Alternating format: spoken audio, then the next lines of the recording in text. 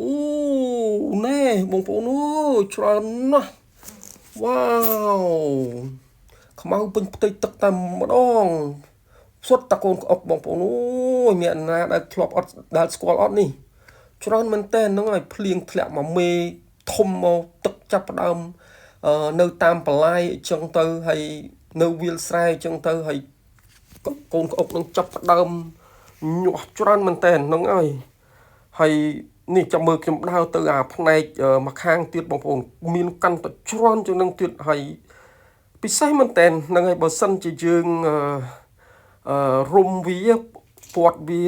ពាត់ស្បៃពាត់អីអញ្ចឹងទៅនៅពេលដែលវាវិវត្តទៅកង្កែបអញ្ចឹងទៅវានឹងមិនទៅណាទេប៉ុន្តែបើសិនតែយើងមិនពាត់ស្បៃទេវានឹងคล้ายទៅជាកង្កែបហ្នឹងវាលោតចូលព្រៃឬក៏វាទៅក៏លុកកលៀតណាបាត់អស់ក្នុងឲ្យច្រើនមែនតើនេះបងប្អូនមើលគួរឲ្យចាប់អារម្មណ៍មែនតើហ្នឹងហើយមានអ្នកខ្លះក៏មិនជាធ្លាប់ស្គាល់កូនក្អុកអីដែរហើយយើងធ្លាប់រៀនហើយកាលពីទូចវានេះច្រើនណាបងប្អូនអូយនេះច្រើនមែនតើហ្នឹងហើយល្អមើលមែនតើហើយអានេះបើវាជាខ្លាយជាកង្កែបវិញទៅជារាប់រយរាប់ពាន់កង្កែបនោះច្រើនណាហ្នឹងហើយយកស្បៃមករុំពាត់វាទៅចឹងវានឹងមិនលូតទេនៅពេលដែលវាคลายជា